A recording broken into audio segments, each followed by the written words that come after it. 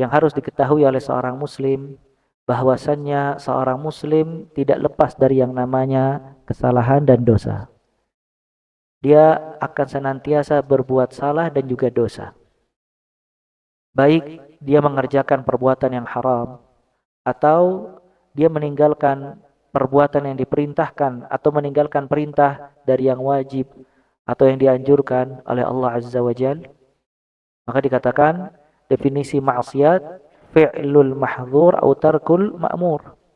Mengerjakan yang terlarang atau meninggalkan yang diperintah.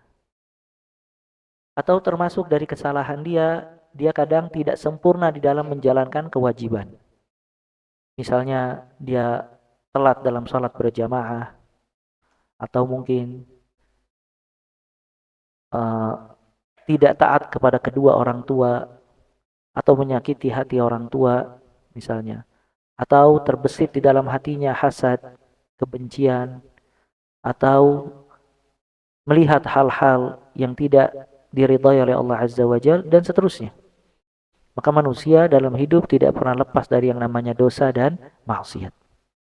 Allah Azza wa Jalla berfirman dalam hadis yang diriwayatkan oleh sahabat Abu Dzar radhiyallahu taala an, "Ya ibadi innakum tukhti'una bil-laili wan-nahar wa ana aghfiru dzunuba jami'a fastaghfiruni aghfir lakum." Wahai hamba-hambaku, sesungguhnya kalian berbuat dosa siang dan malam. Menunjukkan kalau manusia tidak lepas dari dosa. Sampai kata Allah, tukhti'una bil-laili wan-nahar. Engkau berbuat dosa siang dan malam. Wa ana aghfiru dzunuba jami'a. Dan akulah satu-satunya zat yang dapat mengampuni dosa. Fastaghfiruni, maka mintalah ampun kepadaku, aghfir lakum. Niscaya aku mengampuni kalian. Disebutkan juga di dalam hadis yang lain, laula annakum tuznibun la khalaqallahu khalqan yuznibun fayastaghfiruna Allah fayaghfir lahum.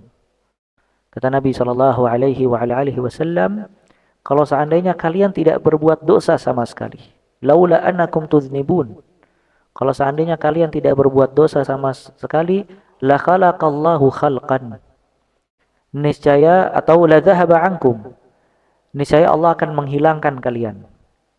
Kemudian Allah menciptakan makhluk yang dia berbuat dosa, kemudian dia meminta ampun kepada Allah Azza wa Jalla. Maka manusia yang terbaik bukan yang tidak luput dari dosa, tapi manusia yang terbaik ketika dia berbuat dosa, dia segera kembali kepada Allah Azza wa Jalla. Ya, sebagian salaf berkata, berapa banyak seorang hamba berbuat dosa dan dosanya memasukkan dia ke surga. Dan berapa banyak hamba berbuat kebaikan dan kebaikannya memasukkan dia ke dalam api neraka. Bagaimana bisa? Orang berbuat dosa tapi masuk surga. Di sisi lain orang berbuat kebaikan tapi masuk neraka. Kata para ulama, kadang seorang hamba berbuat dosa, kemudian dia menyesali dosanya. Dan setiap ingat dosanya, dia senantiasa beristighfar kepada Allah Azza wa Jalla. Dan dia khawatir kalau dia terjerumus kembali kepada dosa tersebut. Maka dosa yang dia lakukan membuat dia terus kembali kepada Allah, bertaubat kepada Allah, inabah kepada Allah. Karena dosa itu dia masuk ke surga Allah Azza wa Jalla. Bisa difahami ya? Oleh karena itu disebutkan juga syaitan kadangkala dia menyesal kenapa menyebabkan seorang hamba berbuat dosa. Dia bujuk sampai hamba tadi berbuat dosa. Ketika berbuat dosa hamba itu bertaubat dan keadaannya jauh lebih baik dibandingkan sebelum berbuat dosa. Maka syaitan itu menyesal kenapa dia menjerumuskan hamba tadi berbuat dosa. Ya. Di sisi lain ada orang berbuat kebaikan tapi masuk ke dalam api neraka. Kenapa? Karena dia merasa dirinya lebih hebat dibandingkan yang lain. Kebaikan yang dia perbuat membuat ujub, bangga dan mengecilkan kawannya yang tidak beribadah seperti ibadahnya dia. Maka karena dia ujub, dia sombong, dia merendahkan orang dengan ketaatan dan kebaikan, dengan sebab kebaikan tadi dia masuk ke dalam api neraka Allah Azza wa Jalla. Disebutkan juga di dalam hadis, kullu bani Adam khatta'un wa khairul khatta'in at-tawwabun. Semua anak Adam berbuat salah. Dan yang paling terbaik orang yang berbuat salah dari kalangan anak Adam at-tawwabun, dia yang bertaubat kepada Allah Azza wa Jalla. Oleh karena itu Allah menamakan dirinya dengan At-Tawwab, yang maha menerima taubat. Allah memberikan taufik kepada hambanya untuk bertaubat dan Allah menerima taubatnya. Bahkan Allah senang, ya, lallah afrah bi taubati abdihi. Allah sangat senang dengan taubat hambanya. Subhanallah. Allah membenci maksiat. Allah membenci hamba-hambanya yang durhaka kepada Allah. Allah membenci hamba-hambanya yang lupa dari Allah Azza wa Jal. Namun ketika hambanya bertaubat dan kembali, dicintai oleh Allah Azza wa Jal. Allah berharap hambanya kembali dan senang dengan kembalinya hambanya. Ya, maka Allah menamakan dirinya dengan At-Tawwab, yang maha menerima taubat. Ya, Al-Ghaffar, yang maha pengampun, Al-Ghafur, Ar-Rahman, Ar-Rahim, dan yang lainnya, yang menunjukkan kalau Allah akan terus menerima taubat hamba-hambanya dan mengampuni dosa-dosa hambanya. Bahkan kata para ulama ada satu ayat, disebutkan oleh Ibnu Abi Dunya dalam risalah At-Taubah, para ulama mengatakan ayat ini arjal ayat fil Quran, ayat yang paling besar memberikan harapan di dalam Al-Quranul Karim, yaitu firman Allah Azza wa Jal, qul li'ibadiyalladzina asrafu ala anfusihim la taqnatu min rahmatillah. Lihat, subhanallah. Qul li'ibadiyalladzina asrafu ala anfusihim la taqnatu min rahmatillah. Innallaha yaghfiru dzunuba jami'a. Katakanlah wahai Muhammad kepada hamba-hambaku asrafu ala anfusihim, yang mereka telah melampaui batas atas diri mereka sendiri. Bukan berbuat dosa, tapi melampaui batas, israf. Katakanlah wahai Muhammad kepada hamba-hambaku yang telah melampaui batas dalam berbuat syirik kepada Allah Azza wa Jalla, telah melampaui batas dalam memakan riba, telah melampaui batas dalam berbuat zalim kepada orang lain, telah melampaui batas dalam durhaka kepada kedua orang tuanya, telah melampaui batas dalam membunuh orang, mengambil hak orang, telah melampaui batas dalam minum khamar, zina, dan yang lainnya. Apa kata Allah? La taqnatu min rahmatillah. Jangan kalian berputus asa dari rahmat Allah Azza wa Jalla. Lihat, Allah panggil hambanya, Allah sebut dengan ibad. Qul li'ibadi, katakanlah wahai Muhammad kepada hamba-hambaku. Dan Allah mengetahui perbuatan mereka yang telah melampaui batas. Tetap Allah memotivasi, la taqnatu min rahmatillah.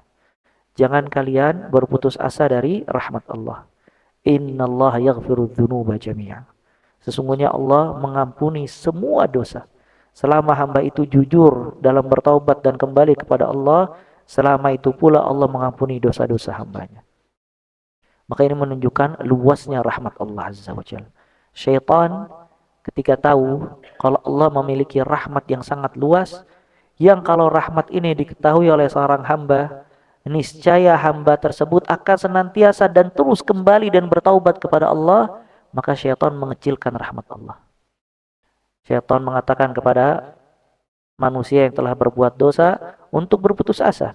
Antum sudah hina, antum sudah najis, antum tidak layak untuk berbuat baik, antum sudah dibenci, dimurkai oleh Allah Azza wa Jalla. Orang seperti antum tidak layak untuk sholat, untuk berbuat baik.